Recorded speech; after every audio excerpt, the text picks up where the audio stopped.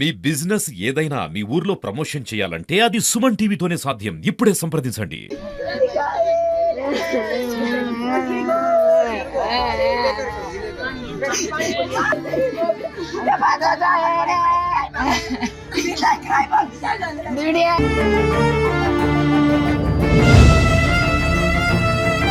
పొద్దున బ్యాగ్ నాకు పైసలు అడిగాను sir.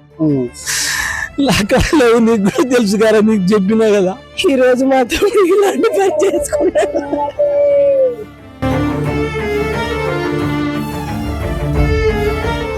Welcome to Suman TV. ప్రస్తుతం మనం మహబూబాబాద్ జిల్లా కేసంద్ర మండలం బేరువాడ గ్రామంలో ఉన్నాం.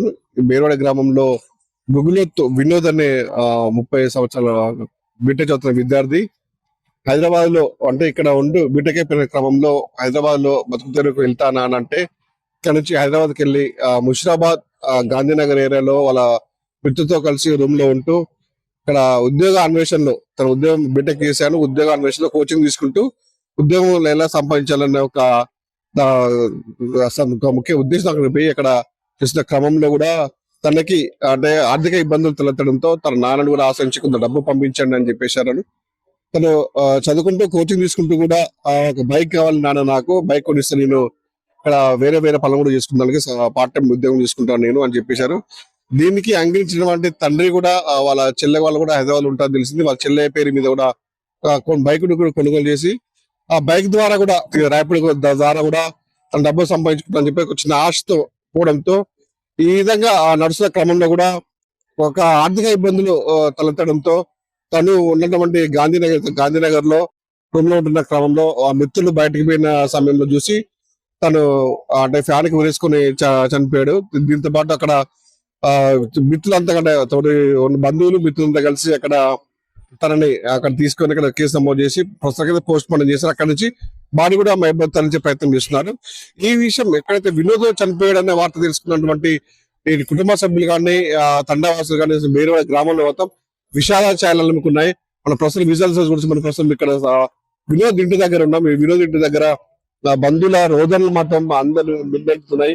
అందరు కూడా అంటే తను ఎదిగి తనకి మాకు వస్తాడు, నాకు చేతకు అందరి కొడుకు మాకు వస్తాడు, మా కష్టం కన్నా పాల్పంచుకుంటాడు, అన్నిటికీ తననే వస్తాడని చెప్పేసి ఆలోచించిన క్రమంలో ఒకసారిగా తన కొడుకు చనిపోవడంతో మొత్తం ఇక్కడ అందరూ మృత్యువత పడ్డ సందర్భం చూసి అందరూ మొత్తం కన్నీటి పరేమవుతున్న సందర్భం అందరినీ కలిసి వేస్తున్నాయి. తండలు మొత్తం విషాద చాలా అనుకున్నాయి. ప్రస్తుతానికి మనతో మాట్లాడడానికి వాళ్ళ వినోద్ వాళ్ళ నాన్నగారు వాళ్ళు అడిగి తెలుసుకున్నాం. సార్ చెప్పండి, అసలు ఏమైంది సార్, అసలు ఏమైందండి, అసలు ఏమైందండి అసలు? సార్ మొన్న వచ్చాడు, ఇక్కడ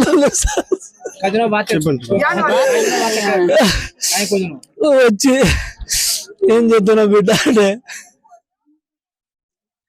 నేను కోచింగ్ తీసుకుంటాను అలా, కోచింగ్ తీసుకుంటాను అలా అన్నాడు సార్.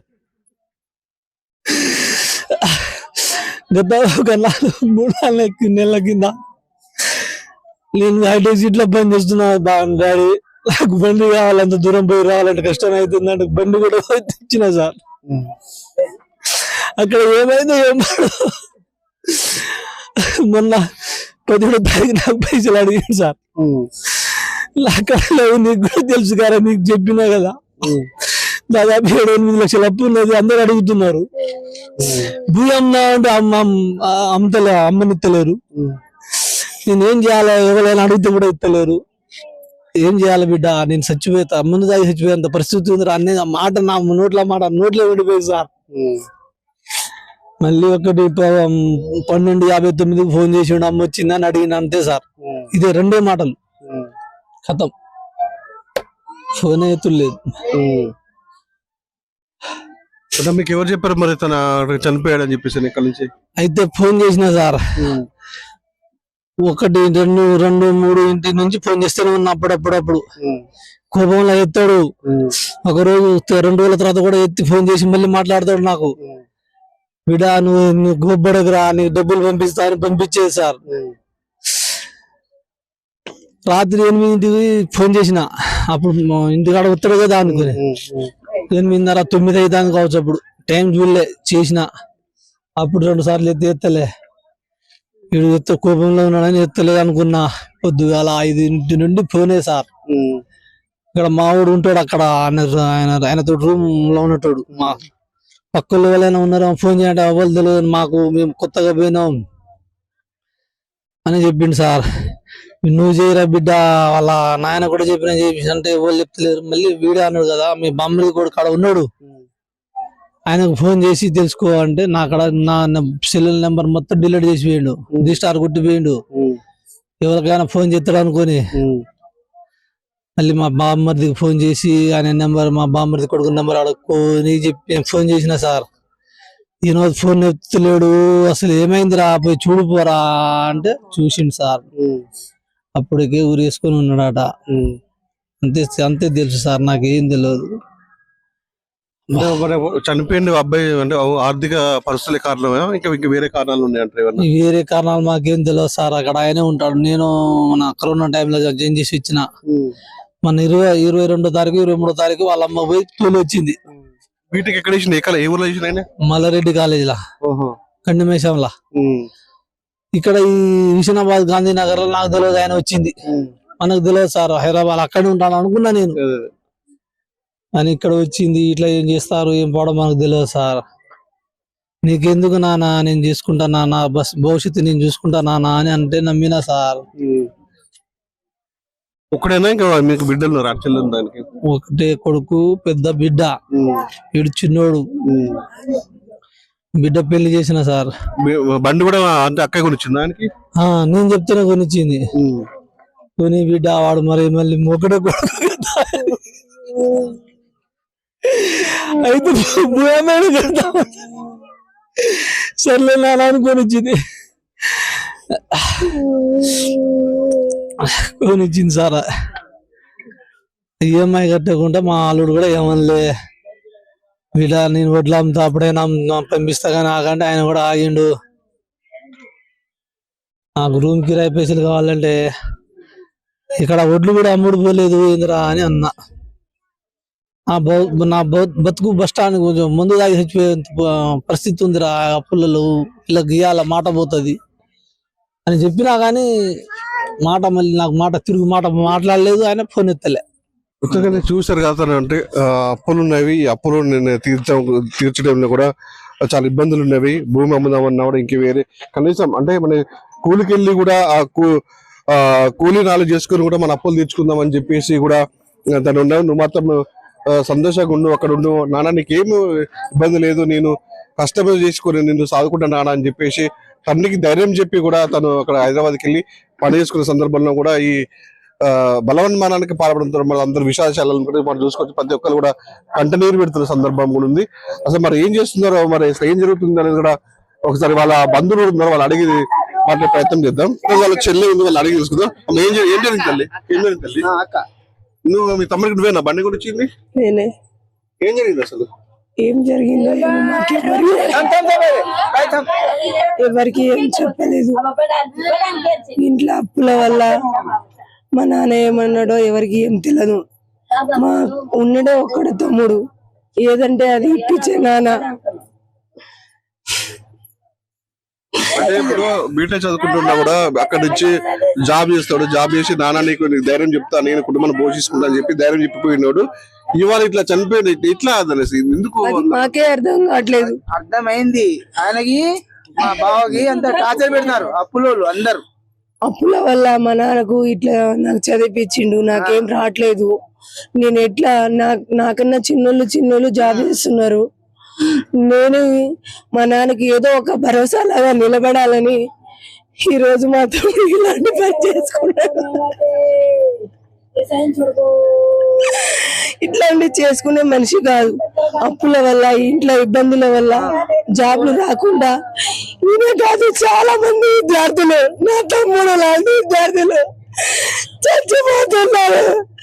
నా తమ్ముడే కాదు, ఈరోజు ఈ లోకంలో చాలా మంది ఉన్నారు. నా తమ్ముడికి న్యాయం జరగకుండా వాళ్ళకైనా న్యాయం జరగాలని నేను కోరుకుంటున్నాను.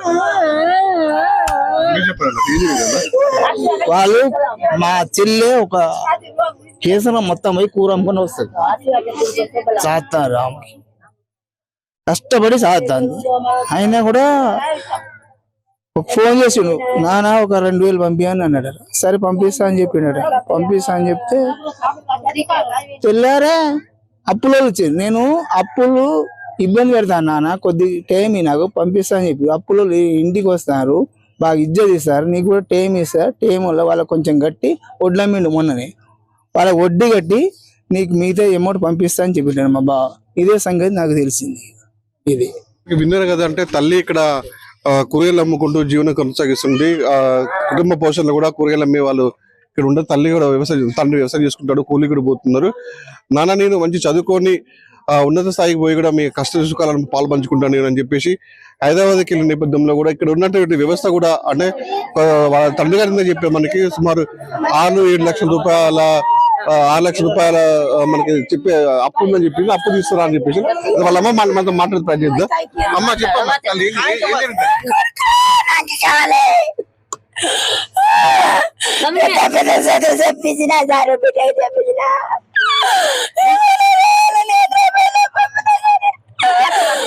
చచ్చిపోతాడు నిందలే చెప్పలే మాకి.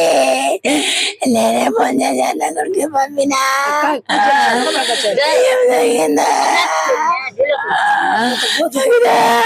నేనే పంపించిన సార్. పైన ఉన్నది రూము, ఆ రూమ్ నాకు నచ్చలేదు అసలే, బాగా పైగా ఉన్నది. ఆ రూమ్ లో పెద్ద పెద్ద జమాలు ఉన్నాయి. ఎందుకు కుమారి ఇలా ఉంటున్నావు నువ్వు? నీకేం తొక్క చేసినా?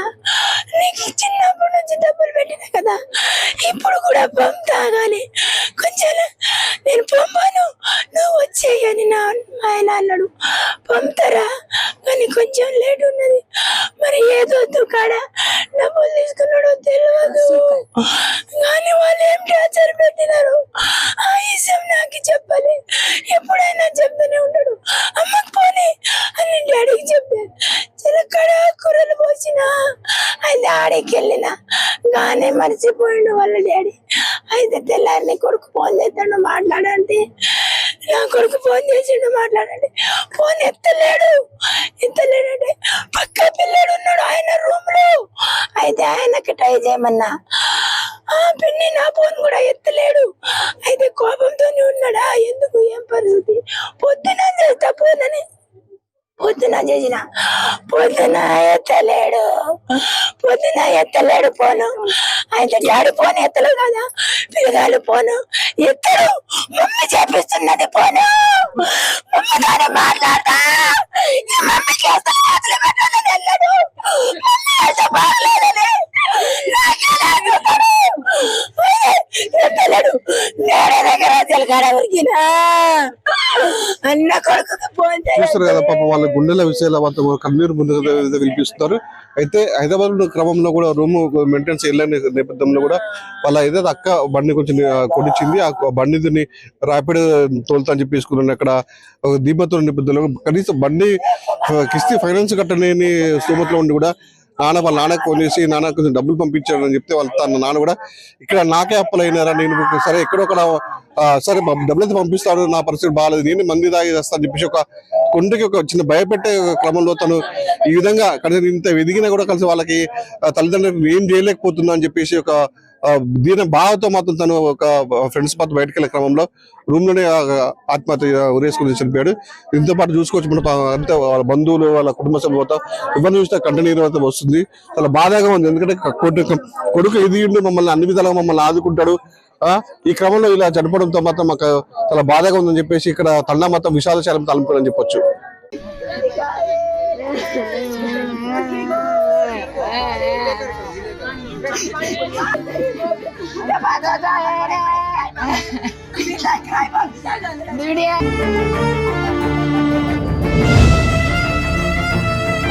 పొద్దుడు నాకు పైసలు అడిగాను సార్,